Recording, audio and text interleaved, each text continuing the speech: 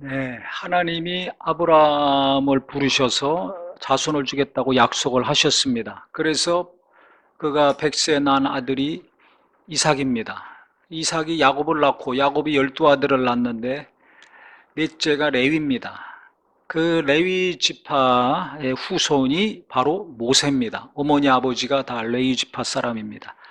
그 제사장 역할을 했죠. 그래서 모세와 아론 그 후손들이 계속 제사장 일을 했었는데, 이때가 어느 때냐면 그 요셉이 7년 풍년이 들고 그 다음 7년 흉년이 드는 애굽 당시 왕의 꿈을 해몽을 잘 해가지고 총리가 돼서 행정일을 잘 펼쳤습니다. 그래서 이웃 나라나 애굽이나 다 굶어 죽을 수밖에 없었는데, 7년 풍년 들었을 때 창고를 다 준비해서 쌓아놨다가 그 곡식을 팔았으니 그 나라가 얼마나 부를 얻었겠습니까? 막대한 부를 얻었습니다. 그래서 애굽도 살리고 이웃 나라도 살리고 자기 가족들도 살리고, 요셉이 최고 아주 글로벌 리더가 됐었습니다. 감옥에 있었던 자가 그렇게 큰 일을 했었습니다. 영감이 있었기 때문에. 그러니까 중요한 건 믿음입니다. 우리 부모님들, 특히 자식 키우는 부모님들 정신 차려야 됩니다. 내가 자식들에게 제일 원하는 것은 하나님을 경외하는 것이 되기를 예수 이름으로 축원합니다. 여기저기 뛰어다니고 그거 못해서 끙끙거리지 마시고, 더 벌어라고 남편 바가지 긁지 마시고, 어떻게 해야 믿음을 심어줄 수 있는가? 내가 어떻게 해야 하나님 앞에 제대로 된 믿음을 가질 수 있는가? 이것이 고민거리고, 기도로 하나님께 상달돼서 어머니의 믿음, 아버지의 믿음을 통해서 자식들이 하나님을 진짜 경외하는 자, 그래서 어떤 어려움과 위기, 노예로 팔려가고 감옥까지 누명 쓰고 들어갔지만 세상을 구원하는 자가 되지 않습니까? 무엇이 그를 그렇게 유명하게 만들었습니까? 무엇이 그로 큰 일을 하게 했습니까? 잘 성경을 보셔야 됩니다. 다 아는 얘기지만 믿지를 않잖아요. 하나님 말씀은 알고 있는데 믿지를 않아요. 이게 문제예요. 이 시대는 설교를 많이 들어도 믿지를 않아요. 그러니까 맨날 불안에 떨고 근심이고 갈등이고 고민입니다. 믿음이 중요하다는 걸 알지만 믿지를 않아요. 그러니까 부모들이 자식 키우면서 떨고 있는 겁니다. 믿어야 됩니다. 안 믿어지죠? 그러니까 기도해야 됩니다. 오늘 간증도 보세요.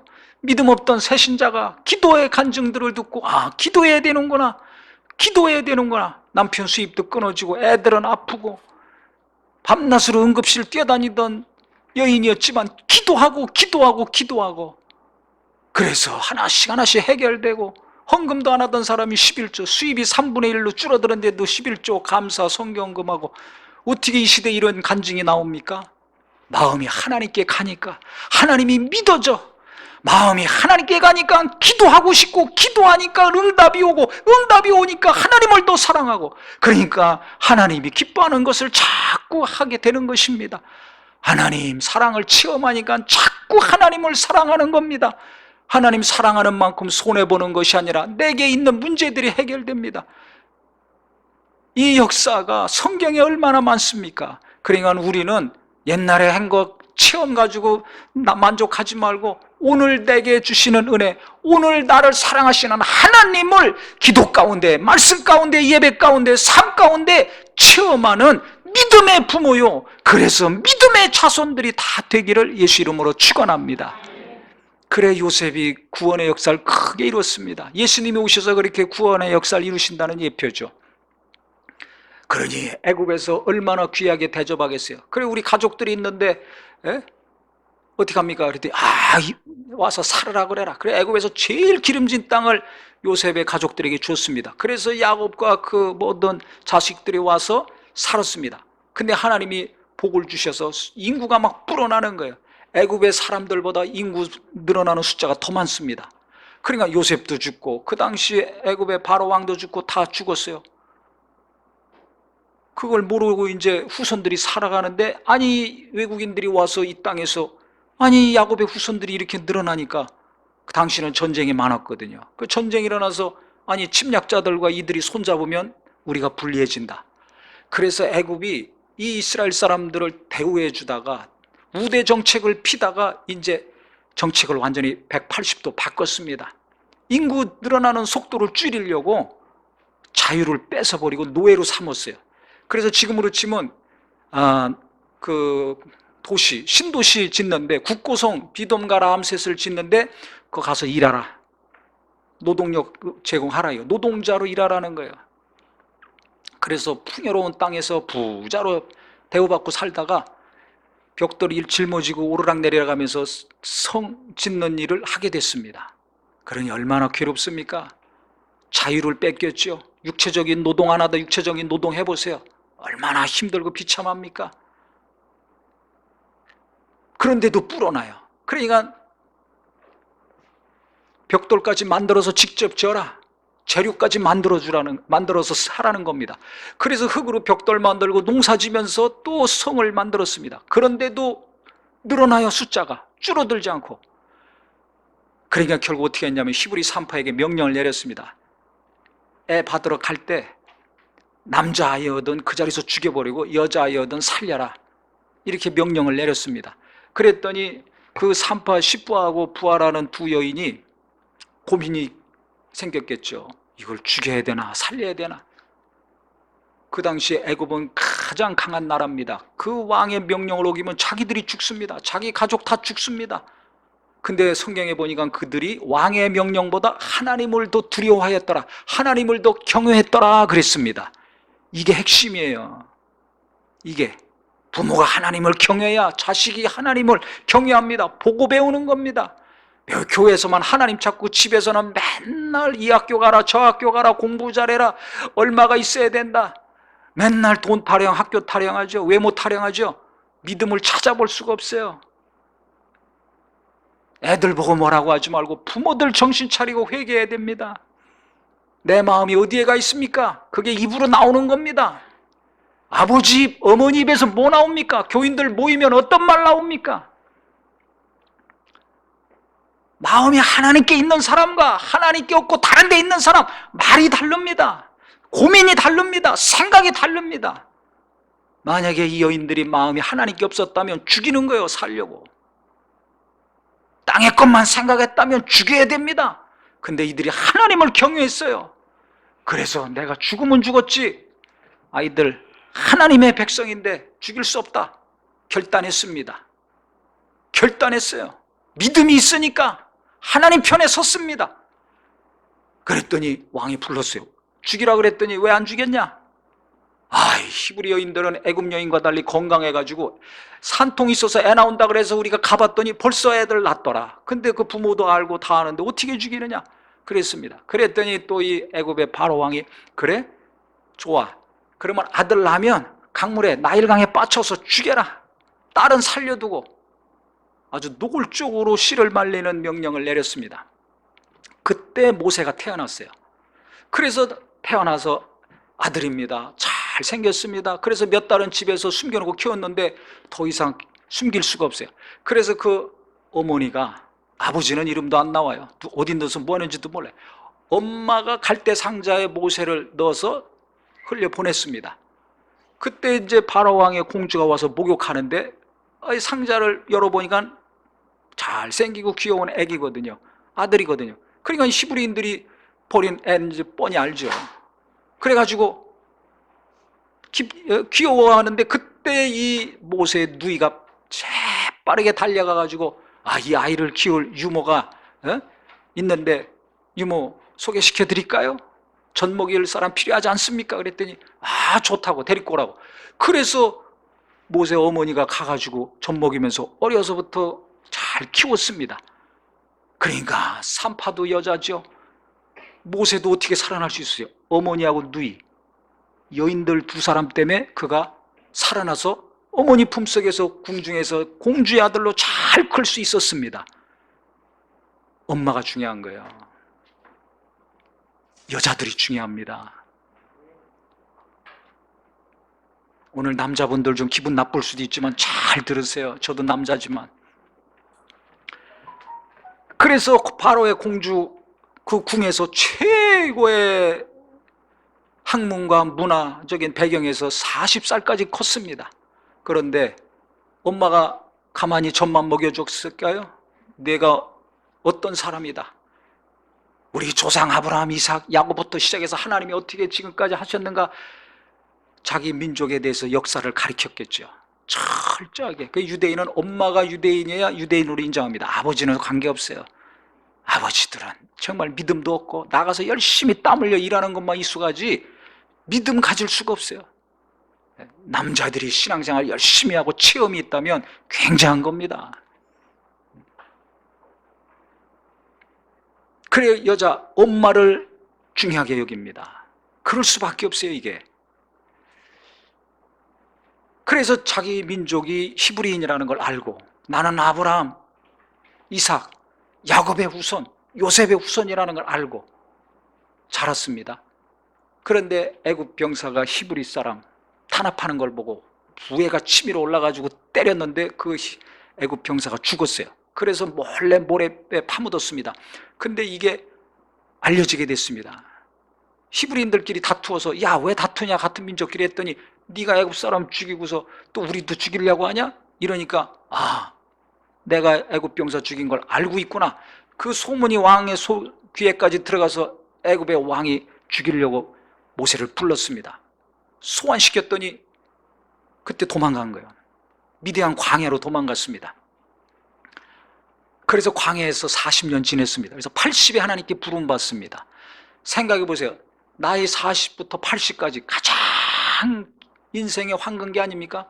지금 만약에 90까지 산다 그러면 30세 광야로 가가지고 60까지 살았던 겁니다. 지금 60대면 다 은퇴할 나이 아닙니까?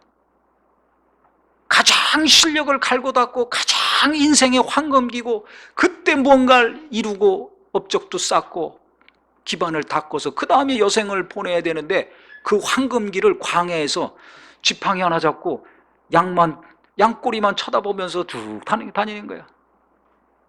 40년을 4년도 아니고 지금 코로나 때문에 몇 달 동안 정상적인 삶을 못 살죠. 얼마나 마음이 우울하고 답답합니까? 일반 집도 아니고 왕궁에서, 그것도 가장 강대국이고 선진국이고 최고의 학문과 문화가 있는 곳에서 먹고 마시고 교육받고 살았던 자가 광야에서 40년 동안 지팡이에 나가지고 양꼬리만 쳐다보고 다녔다 그러면 뭐가 남겠습니까? 머리에 남는 거 하나도 없어요. 그 화려한 지식, 문화, 문명, 내 뜻, 내가 원하는 거고 뭐고 다 빠져나갈 수밖에 없습니다. 오직 하나님 말씀하시면 그대로 순종하는 그 상태까지 하나님은 그를 미디안 광야에서 연단하셨어요. 근데 40년 지나자마자 하나님이 가시떨기 나무 밑에서 부르시죠. 모세야, 모세야. 어느 날 갑자기 하나님이 부르시는 거예요. 우리도 마찬가지입니다. 어느 날 갑자기 예수가 오십니다. 어느 날 갑자기 성령이 임하셨습니다. 언젠지 모르지만 주님이 우리를 데리려 다시 재림하실 것입니다. 우리도 언젠지 모르지만 하나님이 내게 일을 맡기시든지 나를 불러서 뭔가 감당하게 하시든지 하실 것입니다.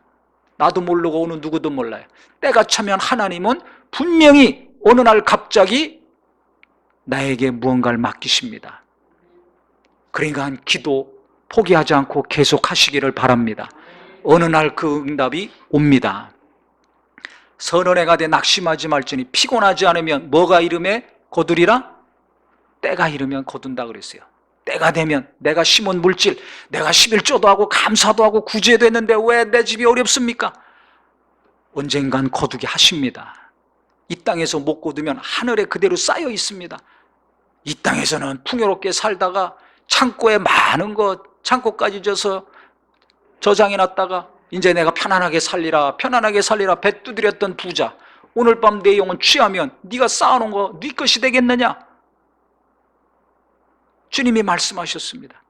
하늘에 쌓는 지혜가 있기를 예수 이름으로 축원합니다.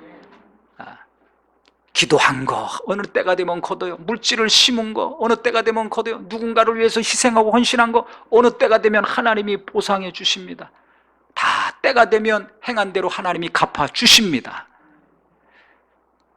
때가 되니까 부르신 거예요. 하나님 말씀에 순종하고 어떤 상황이든지 하나님 뜻에 순종하고 따르는 마음과 생각이 됐을 때 모세를 하나님이 부르셨어요.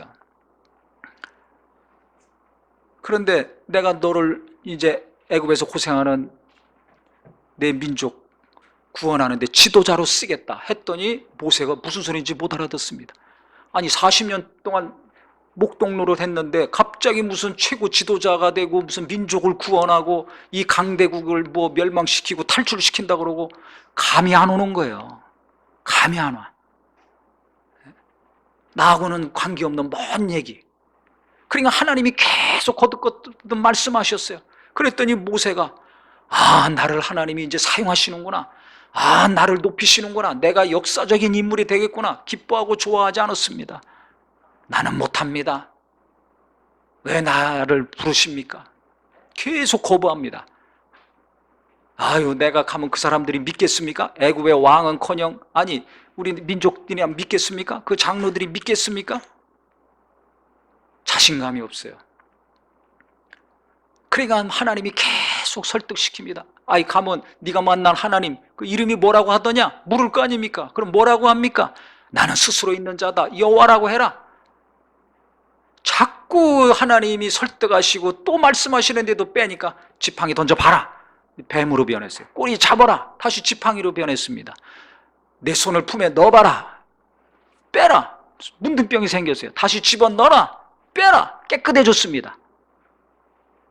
너무 모세가 믿지를 않으니까 이적을 보여주시고 표적도 보여주셨어요. 그러면서 나중에는 또 무슨 얘기냐? 나는 입이 뻣뻣하고 혀가 둔해서 말 못합니다. 계속 뒤로 뺍니다. 내가 걱정하지 마. 내 입에 할 말을 넣어줄게. 너 걱정하지 마. 그래서 이 정도까지 했으면은 순종해야 될 거 아닙니까? 근데도 모세가 그때 뭐라고 했느냐? 하나님 보낼 만한 자를 보내소서. 나 안 하겠다는 겁니다. 못 하겠다는 겁니다. 그러니까 하나님이 그냥 화가 나잖아요. 내 형 아론 말 잘하지 않느냐? 나는 너에게 말하고 너는 아론에게 얘기해라. 그럼 아론이 이스라엘 사람들이나 바로왕한테 가서 말할 것이다. 그래가지고 그때 비로소 이제 모세가 순종하기로 결심을 했습니다. 그러니까 나는 아무것도 못합니다. 나는 아무것도 아닙니다. 이 상태가 됐을 때 하나님은 그 사람을 쓰십니다. 그러니까 힘 빠지고 낙심이 되는 일이 있더라도 계속해서 하나님 의지하면 내가 낮아지고 정말 온유해지고 겸손해지면 언제인지 모르지만 하나님이 귀한 일을 맡겨 주실 것입니다. 그래서 이제 자기 장인 처갓집살이 했거든요. 40년 동안. 자기 양도 아니고 자기 사업이 아니라 처갓집살이 했어요. 장인 양 치워주고 있었어요. 그런데 이제 하나님의 뜻을 받들어야 되니까 애굽으로 가야 되지 않습니까? 민족을 구하려고. 그래 장인한테 이야기를 하고 아내와 아들들을 데리고 이제 애굽으로 가는 중입니다. 그때 하나님이 또 이렇게 위로의 말씀, 권면의 말씀을 하시고 이제 길이 머니까 중간에 숙소에 들어갔어요. 숙소에서 자고 이제 또 길을 떠나야 됩니다. 그런데 갑자기 그렇게 모세를 부르시고 찾으시고 권면하시고 이적을 베푸시고 표적까지 베풀어 주신 하나님이 모세를 죽이려고 했습니다. 모세를 치시려고 했는데 그때 모세의 아내인 십보라가 갑자기 달려가가지고 차도를 가지고 자기 아들 할례를 행한 겁니다. 할례는 지금으로 얘기하면 포경 수술입니다. 남자의 그 생식기 끝을 돌에다가 대고서 쳐서 잘라버린 겁니다. 그러니까 피가 막 나죠. 그래서 그것을 가지고 모세의 발 앞에 두니라 그랬습니다. 이 발이라는 것은 점잖게 표현하라고 발이지 남자의 생식기를 히브리어에서 이제 발이라고 표현을 합니다. 그러니까 모세의 생식기에다 갖다 댄 거예요. 왜 그랬을까요? 모세가 할례를 안 받은 겁니다. 그래서 당신은 나의 피난편이라. 그렇게 했을 때 성경에 보세요. 그때 십보라가 피난편이라 하면 할례 때문이었더라 그랬습니다. 하나님이 그를 놓아주니라. 하나님이 이제 떠나셨어요. 그러면 여기서 잘 생각해 보세요. 하나님이 모세를 그렇게 부르시고 큰 사명을 맡겨주셨는데 갑자기 죽이려고 했다면 모세에게 뭔가 큰 문제가 있는 겁니다. 해결되지 않은 문제가 있는 거예요. 하나님이 분노하시는 것이 있었던 겁니다. 이걸 모세가 알았다면 스스로 해결했을 텐데 모르고 있었던 거예요. 아니면 알면서도 버티고 있었던 거죠. 근데 아내인 십보라는 정확하게 알았습니다. 문제가 뭔지. 하나님의 부름을 받아서 큰 역사적인 사명을 감당하려고 지금 출발하는 출발 지점에서 하나님이 왜 분노하셨는지, 하나님이 왜 치시려고 했는지 아내인 십보라는 정확하고 분명하게 알았습니다. 언제 알았을까? 제가 생각을 해봤습니다. 하나님이 치시려고 했을 때 그때 알았을까요? 그 이전부터 알고 있었을까요? 예? 예, 추측이 좀 되죠. 성경에는 정확히 기록이 안 돼 있어서 언젠지 모르지만 갑자기 하나님이 치시려고 할 때 그때 할례가 문제구나 라고 알기보다는 그 이전부터 십보라가 알고 있지 않았을까 라는 생각을 하게 됩니다. 그러면 남편에게 얘기했겠죠. 당신 할례 받아야 되지 않아? 하나님이 아브라함에게 창세기 17장 9절부터 14절에 보면 99세에 하나님이 아브라함에게 할례를 명하셨어요. 잠시 잠깐이면 그가 이제 아들을 낳으니까 너는 할례 받아라. 내 후손들도 다 할례 받게 하라. 외국인이라도 너와 함께 한다면 할례 받아야 된다. 이게 언약의 표징이다. 그래서 태어나면 사내아이가 태어나면 8일 만에 할례를 받게 하고 그때 보통 이름을 지어줬습니다. 만약에 할례 받지 아니하면 이스라엘에서 끊어진다. 하나님의 백성에서 끊어진다는 겁니다.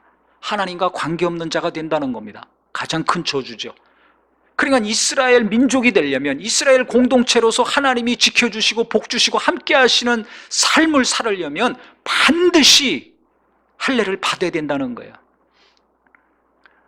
그래서 그 말씀을 듣고 99세 때 아브라함이 자기도 할례 받고 이스마엘이 그때 있었으니까 이스마엘도 할례 받고 자기 집안에 있는 모든 남자들에게 할례를 행했습니다. 그것이 지금까지 내려온 거예요. 근데 어려서 바로의 궁에서 살았잖아요. 그래서 할례를 안 받은 모양이에요.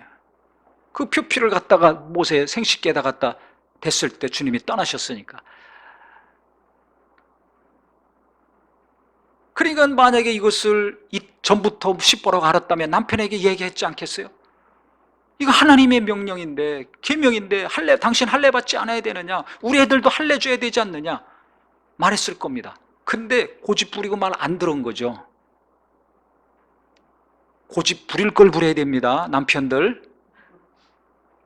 아내가 기도하고 깨어있고 하나님과의 관계가 나보다 더 잘 이루어지고 있다면 아내의 말 듣기 싫더라도 빨리 잘 들으시기를 예수 이름으로 축원합니다. 큰 화를 당하기 이전에 당했다면 지금부터라도 잘 들으시기 바랍니다. 자존심 때문에 체면 때문에 큰 소리치고 우기고 버팅기는 거 있습니까? 없습니까? 있잖아요. 또 거꾸로 아내가 믿음이 없고 남편이 믿음이 좋은 경우 있어요. 남편이 기도 많이 하고 성경 묵상하고 은혜 받고 봉사하고 열심히 하는데 아내는 믿음이 현찮고 은혜 받는데 둔한 분이 있어요. 그럴 경우는 남편이 권면하고 이야기하는 거 잘 들으셔야 됩니다. 특히 청년들, 청소년들, 부모가 기도 많이 하고 믿음이 있어서 권면하는 거 잘 들어야 됩니다. 어떤 경우는 부모는 믿음이 없는데 자식이 믿음이 좋아요. 눈물 콧물 흘리면서 기도하고 말씀 붙들고 몸부림치고 부모님께 권면하거나 제안하는 경우 있습니다. 어리다고 무시하지 말고 잘 귀담아 듣고 순종하시기를 예수 이름으로 축원합니다. 뭐가 문제인지, 하나님이 부르신 자고 40년이나 연단받은 자고 큰 사명을 감당하려고 출발하는 지점에서 내 남편에게 어떤 문제가 있는지, 뭐가 심각한 문제가 있는지 십보라는 정확하게 알았어요. 애매모호하게 아는 것이 아닙니다. 희미한 것이 아닙니다. 어떻게 이렇게 정확하게 알았을까요? 궁금하지 않으세요? 어떻게 하나님이 치시려고 그럴 때 바로 돌덩어리 갖다가 그냥 할례 행하고 그것을 갖다 남편에게 대가지고 살아나게 했을까요? 남편도 살리고 자식도 살린 거 아닙니까? 이때 몸짓하면 그냥 다 가는 겁니다. 어떻게 이렇게 과감하게 신속하게 행동하고 결단해가지고 가족을 살리냐 이거예요. 그래서 모세가 민족을 살리는 큰 일을 할 수 있었던 겁니다. 큰 일을 하는 사람 옆에는 이렇게 지혜로운 아내들, 기도 많이 하고 영적으로 깨어있는 하나님을 경외하는 여인들이 항상 있었어요. 그와 같은 아내요, 어머니요, 성도가 되기를 예수 이름으로 축원합니다. 그래서 성경에 지혜로운 여자가 집을 세운다는 말이 맞아요. 시간이 가면 갈수록 저는 그 말이 너무 진리의 말씀이라고 생각합니다. 이 히브리 산파들, 모세의 어머니와 누이, 또 모세가 자기 아내 때문에 계속 살아난 거 아닙니까? 그래서 제가 아니 어떻게 큰 일은 남자들이 하는데 성경에도 보면 남자들의 활동이 많은데 결정적일 때 보면 여자들이 등장하더라고요. 그 부활절 설교도 했었지만은 예수님이 십자가에서 해받으시고 무덤에 계셨잖아요. 사흘 만에 부활하셨습니다. 그때 제자들 다 남자들 아닙니까? 너무 충격받아서 멍하니 한숨만 쉬고 슬퍼하고 있었습니다.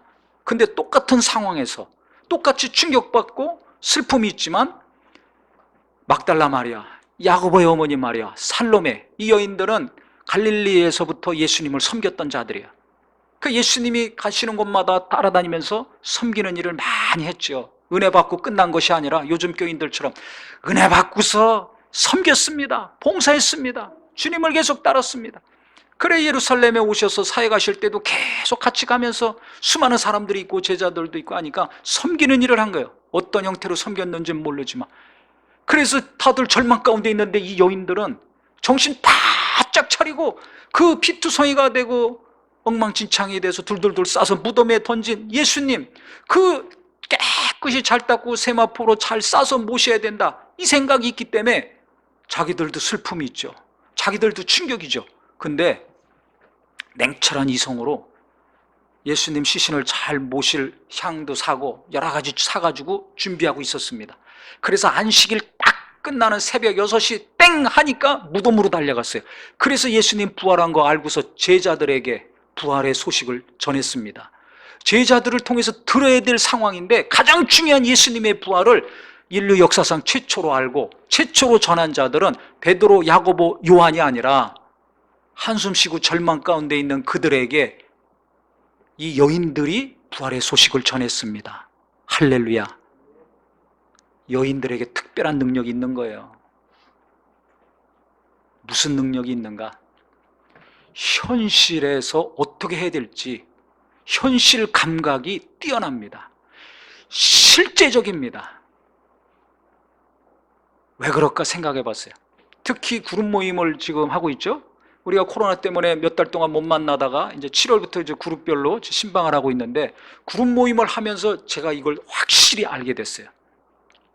그 전에 매주 모여서 예배하고 교제하고 떡을 떼고 뭐 기도회하고 할 때는 수십 년 동안 그래 왔는데 잘 몰랐는데 몇 달 만에 못 만나다가 그룹 모임을 해보니까 이 남자와 여자 차이가 너무 확실하게 드러나더라고요. 이야기를 하잖아요. 오늘도 간증이 있지만 이런 간증을 합니다. 또 어려운 이야기를 합니다. 또 하나님이 도우신 이야기 합니다. 하면 거기는 이제 잘 아는 분도 있고 그날 처음 만난 분도 있어요. 잘 모르는 분들도 있어요. 근데 내가 잘 아냐 모르냐 관계없이 한마디를 하면 여자 성도들은 귀를 기울여요. 관심을 갖고 집중적으로 잘 듣습니다. 무슨 이야기를 하든지. 그래서 슬픈 얘기 나오면 같이 눈물 흘리고 하나님이 도우신 간증이 나오면 또 감사의 눈물 흘리고 또 재미난 얘기하면 또 같이 웃고. 그러니까 금방 한 마음이 되고 한 뜻이 됩니다. 왜 그러냐? 공감의 능력이 탁월해요. 무슨 말을 하든지 금방 흡수가 돼요. 집중력을 가지고 경청을 합니다. 한마디 하면 그대로 여러 가지를 알아들어요. 그런데 남자들은 어떤 줄 아세요? 5분 이상 되면 딴짓하기 시작합니다. 핸드폰 보고 먼 사람 보고 뭐 자기 생각하고, 공통적인 나이에 관계없어요. 신앙 연수에 관계없어요. 왜 그럴까? 가만히 생각해 봤습니다. 자기 얘기할 때는 막 얼굴에 빛이 나고 눈에서 빛이 나. 근데 다른 사람이 얘기하면 5분 이상 듣기 어려워요. 은혜 받은 것도 얘기하면 한 2, 3분이면 끝나. 여자들은 10분, 20분, 30분, 1시간도 끝도 없지만 남자분들은 5분 이상 은혜 받은 것도 얘기하기 어려워. 왜? 은혜 받은 정도가 약하니까. 여자들보다 깊이도 약하고 말씀을 깨닫고 체험하는 것도 많이 무딥니다. 강한 분도 있지만은. 그래서 왜 이럴까? 똑같이 신앙생활 하는데 똑같이 예배하고 왜 그런가 봤더니, 선악과 따먹은 다음에 하나님이 아담과 하와에게 말씀하셨는데 그게 완전히 다르죠. 남자인 아담에게는 뭐라고 하셨습니까? 네가 따먹어가지고 땅이 저주받았다. 그래서 가시와 은근키를 내니까 너는 나가서 땀 흘려서 열심히 일해야지 소산을 가지고 올 수 있다. 그걸로 처자식 먹여 살릴 수 있다는 거죠. 하와에게는 뭐라고 하셨습니까? 내가 선악과 따먹어서 너는 애를 낳아야 돼. 그래서 여자가 아이 낳는 거예요. 애를 낳고 집에서 애를 잘 키우고 남편을 사모해라. 이렇게 얘기했습니다. 그러니까 여자들은 아이를 낳아야 돼요. 그러니까 아이를 낳으면 애가 말을 합니까? 처음에? 말을 듣습니까? 근데 엄마는 알잖아요. 얘가 배고픈지 아닌지, 지금 똥을 쌌는지 안 쌌는지, 졸린지 안 졸린지 애가 말 안 해도 엄마는 압니다. 그러니까 아이를 낳으면 엄마는 아이한테 엄청나게 집중합니다. 그러니까 이 감각이 예민하고 발달할 수밖에 없는 거예요. 애를 낳고 키워야 되니까. 엄마가 무디면 어떻게 돼요? 애 죽는 거거든요. 그러니까 여자한테는 하나님이 엄청난 능력을 주셨어요. 그건 무슨 능력입니까? 말 안 해도 알 수 있는 능력. 안 보고 안 들어도 직감적으로 알 수 있는 능력을 주신 거예요. 그러니까 남편들이 나가서 딴짓하면 집에서도 환하게 알죠. 그 하나님이 주신 거예요. 기도 많이 해서 그런 것이 아니라 하나님이 그런 능력을 주세요. 애들이 뭐 하고 나오면 거짓말해도 뻔히 알잖아요. 그 능력이 없으면 애 키우기 어렵습니다. 애가 배고프다고 해야 밥 줍니까? 그 다음에 공감의 능력이 탁월할 수밖에 없어요. 남자들보다 몇 배가 될 수밖에 없어요.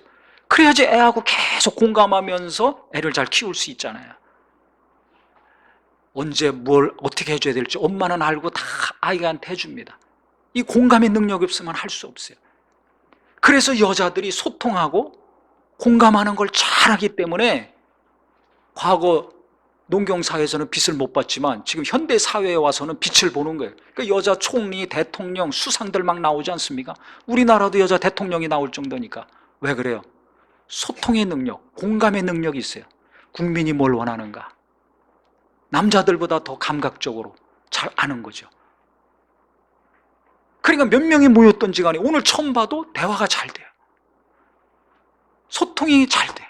공감을 잘하니까. 남자들은 많이 알았건 처음 봤건 간에 몇 마디 하면 대화하기 어려워요. 그럼 무슨 얘기하면 대화가 잘 되냐? 사업 얘기, 직장 얘기, 돈 얘기. 이 세 가지 얘기하면 그냥 계속 얘기가 돌아가요. 즉 나 말고 나 바깥에 있는 이야기는 잘해요. 내 얘기는 왜 못하냐? 이 남자들의 특징입니다. 자존심, 체면 때문에 이거 못합니다. 남자들은 나가서 가시 찔리고 엉겅퀴 찔려서 치열한 경쟁 가운데서 짐승을 잡아와야지, 사냥을 해와야지 가족들 먹고 살 수 있어요. 하루하루. 네, 맞다고 막 저기 뭐 울리잖아요. 네? 그러니까 남자들은 아예 태어나면서부터 이게 치열한 경쟁을 해야지 내가 생존할 수 있다. 이게 머리에 계속 박혀 있고, 그 다음에 실제 학교 다닐 때나 학교 졸업해서나 계속 세상에 나가서 가시와 엉겅퀴에 찔려서 피 흘려가면서 머리에서 피나고 가슴에서 피나고 몸에서 피나면서 죽어라고 일해야지 가족들 하루하루 먹여 살릴 수 있는 거예요. 한 달, 두 달. 그러니까 집에 오면 너무 피곤한 거예요. 쉬고 싶은 거예요. 남편들이 원하는 건 그러니까 맛있는 저녁, 정결한 집안, 그 다음에 부부간의 행복한 사랑, 세 가지라고 그랬죠. 이게 안 되는 경우 거의 이혼들을 많이 한다고 제가 설교 중에도 말씀드렸습니다. 이건 제 얘기가 아니라 유명한 심리학자가 이혼한 사람들, 부부간에 갈등 있는 사람들 상담했는데 겨우 그 원인은 거의 이 세 가지라는 거예요. 그러니까 너무 바깥에서 스트레스 많이 받고 상처 많이 받고 고민하고 갈등하고 하니까 집에 와서는 쉬고 싶은 겁니다. 그러니까 멍하니 텔레비 켜놓고 있는 거예요. 그러면 아내들이 그죠, 당신은 기도하고 성경 좀 봐야지 맨날 텔레비만 보냐고 좀 이해를 해주시기 바랍니다. 아내들이 이해를 해주세요. 남편들은 나가서 시달리고 오니까 쉬어야 된다. 머리가 쉬어야 된다. 육체도 쉬어야 된다. 그럼 애들은 그러죠. 또 아니 아버지는 텔레비 보는데 왜 우리 못 보게 하냐고 또 막 그러죠. 그러니까 보더라도 지혜롭게 보시고 애들 시험 들지 않을 정도로, 아내 시험 들지 않을 정도로만 보셔야 돼요. 이해를 하셔야 됩니다. 자식이나 아내들이나. 근데 요즘은 아내들도 세상에 나가서 일하잖아요. 거의 맞벌이 하잖아요. 그러니까 이 여자들이 몇 배로 더 힘듭니다. 몇 배로 힘들어요. 집안일 해야지, 애도 키워야지, 예? 신앙생활도 해야지. 근데 남자들은 소통의 능력이 없어요. 공감의 능력이 없어요. 그러니까 부부간에 대화 안 되는 거, 이거 어떻게 보면 당연한 거예요. 부부간에 안 되는데 아이들하고 대화되겠어요? 그러니까 아이들이 중고등학생 되면 아버지들이 홍역을 않습니다. 아들하고도 대화가 잘 안 돼요. 이해가 안 돼요. 딸하고는 더 안 되죠. 근데 엄마들은 대화가 돼요. 공감의 능력이 있어요. 아버지보다 훨씬 그래서 소통을 잘해요. 그래서 자녀를 키우는 거, 가정을 잘 세워가는 거 누구한테 달려 있습니까? 엄마한테 달려 있습니다. 아내한테 달려 있습니다. 그래서 지혜로운 여인이 집을 세운다는 말이 맞는 얘기예요. 여자들은 자기 안에 있는 거 이야기하고 싶어요. 창피하고 부끄럽고 자존심 있지만은 예수 안에서 그거 버리고 내놓고 같이 기도 부탁도 합니다. 합심으로 기도합니다. 위로하고 격려합니다. 그러니까 막 시너지 작용이 일어나는 거예요. 오늘도 보세요. 기도 못하던 새신자가 기도해서 응답받은 간증 듣고 나도 기도해야 되겠구나. 자기 어려운 거 기도 부탁하고 도움을 받고 해결받으니까 기도하고 싶고 더 가까이, 하나님께 더 가까이 역사가 막 나타납니다. 근데 남자들은 딱 만나면 나이가 몇 살인가, 사회적인 지위가 어느 정도 되나, 교회는 나보다 먼저 왔어 늦게 왔어, 직분이 뭐야, 재산은 얼마 정도 될까, 만나면 이거 먼저 생각합니다. 그러니까 속을 털어놓기가 어려워요. 몇 년 지나야 조금씩 나옵니다. 은큼한 게 많아요. 어둠이 많아요. 그러니까 말씀이 깊이 들어가질 못해요. 자존심 체면 먼저 따지기 때문에. 은혜 받아도 이것이 금방 없어져요. 어디 가든지 자존심 체면 내세우고 따지기 때문에. 그러니까 신앙생활 남편들 잘하게 하려면 아내들이 정신 차리고 깨어 있어야 돼요. 그러니까 남편들이 자기가 뭘 어떻게 해야 될지 모를 때가 너무나 많아요. 하나님 앞에서. 그래서 지금 모세 보세요. 하나님께 부름받고 40년이나 연단 받았는데도 할례 문제가 해결 안 됐어요. 근데 십부라고 볼 때는 이거 중요한 문제거든. 이거 반드시 해결해야 될 문제인데 이걸 해결 안 하고 애굽으로 가다가 결국은 하나님이 치시려고 그러니까 그때 덤벼들어가지고 과감한 행동을 통해서 이 문제를 해결하죠. 결국은 아내 때문에 사는 겁니다. 그러면 십보라는 이걸 어떻게 알았겠어요? 모세가 자기도 해결 못하고 안 하고 있었던 거를 이 아내는 어떻게 이것을 알고서 금방 해결했겠어요? 할례가 무엇인지를 들어서 하는 거죠. 그 아버지가 누구냐? 제사장이었습니다. 이드로. 이드로는 뛰어나다는 뜻입니다. 히브리 이름에는 다 의미가 있습니다. 엑셀런트하다는 거예요. 근데 3장 1절에는 미디안 제사장 이드로라고 나와 있는데 출애굽기 2장 18절에는 르우엘이라고 나와 있습니다. 이 르우엘이라는 뜻은 뭐냐면 하나님과 친구라는 뜻입니다. 하나님의 벗이라는 뜻이에요. 그건 제사장 일, 하나님과 백성들 사이에서 중보 역할을 하는 그 일을 하는 일인데 얼마나 거룩한 일입니까? 근데 그걸 대충 하지 않고 외식함으로 하지 아니하고 예수님 당시에 그 타락한 제사장들처럼 하지 아니하고 진짜 하나님을 경외하면서 하나님과 동행하면서 직분을 잘 감당한 겁니다. 그러니까 영적으로나 윤리적으로나 도덕적으로나 지적으로나 모든 면에 있어서 탁월하고 뛰어난 사람이었어요. 그래서 이름이 둘이었습니다. 그 아버지 밑에서 자란 딸이니 신앙이 시원찮겠습니까? 훌륭하겠습니까? 그렇죠. 부모가 중요하다니까요. 최근에 목회 데이터 연구소에서 중고등학생들, 청소년들 500명, 많은 숫자죠? 설문조사했습니다. 신앙, 그 부모가 교회 다니는 학생들 조사했는데, 설문조사했는데 신앙에 영향을 가장 많이 미친 사람이 누군가 했을 때 제일 많이 미친 사람 넘버원이 누군지 아세요? 어머니, 엄마예요. 두 번째로 영향 미친 사람 아버지, 세 번째 목회자, 네 번째 교회 친구나 선후배. 설문조사가 데이터가 딱 그렇게 나왔습니다. 너 성인이 되면 고등학교 졸업하고 대학 가면 계속 교회 다닐 거냐 물었을 때 62%만 계속 다니겠다고 답했어요. 40%는 다닐지 안 다닐지 몰라. 아니면 난 안 다닐 거야 대학 가면. 이게 40%입니다. 정신 차려야 됩니다. 대학만 잘 보내려고 그러죠. 영어만 잘 공부시키려고 그러죠. 정신 차려야 됩니다. 40%는 교회 떠날 준비를 이미 하고 있어요. 중고등학교 다니면서. 또 신앙에 영향을 가장 많이 준 사람은 엄마예요.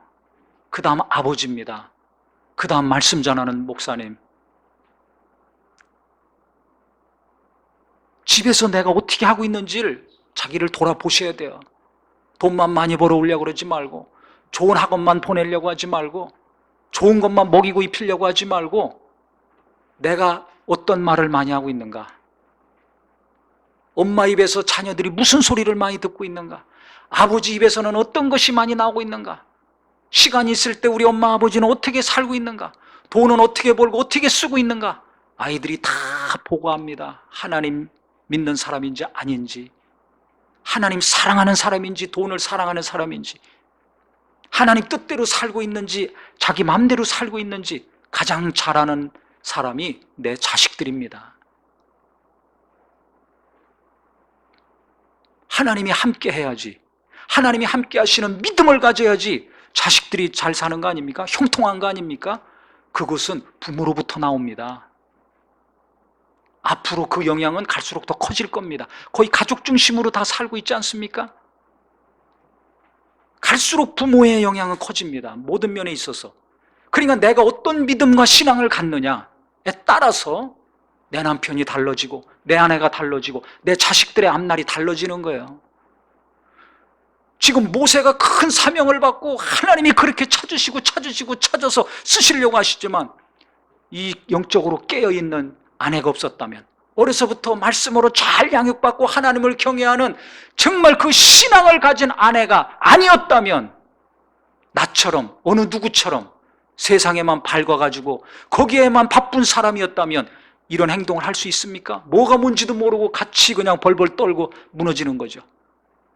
갑자기 어려운 일이 닥쳤을 때, 이 어려움이 왜 닥쳤는가 깨닫고 회개하든지, 깨닫고 순종해서 문제를 이와 같이 건너뛰든지, 그래서 하나님이 살리시고 크게 쓰시는 역사가 일어나려면 지금부터라도 깨어서 정신 차리고 이것저것 분주하게 마음 뺏기지 마시고, 오늘 찬송한 찬송가처럼 내 마음이 하나님께 확정되는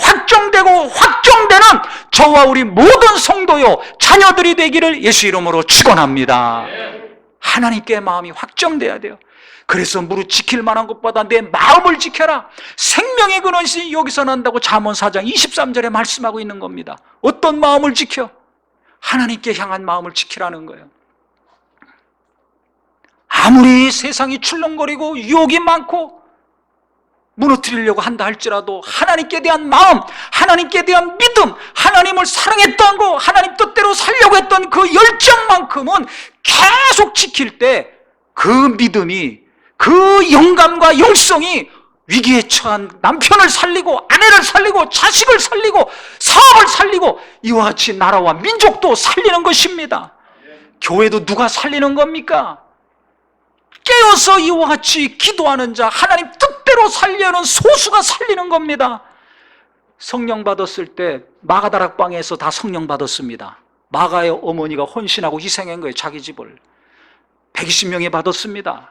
그러면 중간에 나간 사람들까지 하면 얼마나 많은 사람입니까? 숙식을 다 제공한 겁니다. 언제까지 있어야 될지도 모르는데 그 어머니의 믿음을 통해서 120명이 성령 받고 그 다음에 베드로가 설교해서 3,000명 회개시키고, 초대교회 보세요. 사도행전 아닌 모든 교회들 다 집에서 시작했습니다. 여인들이 헌신한 겁니다. 자기 집에서 예배합시다. 우리 집에서 먹고 사십시오. 거기서 다 시작을 한 겁니다. 그래서 다 교회들이 세워진 겁니다. 다니면서 복음 전하는 건 바울이고 남자들이었지만 그 역사의 길을 뚫어놓은 거는 여인들이었습니다. 그러니까 우리 어머니들, 우리 자매들이 깨어서 기도하고 마음을 하나님께 확정될 때 소통 능력이 있잖아요. 공감 능력이 탁월하잖아요. 그래서 은혜도 평균적으로 보면 남자들보다 훨씬 많이 받고 기도도 더 많이 하고 말씀의 깊이도 더 깊이 들어오는 체험을 하지 않습니까?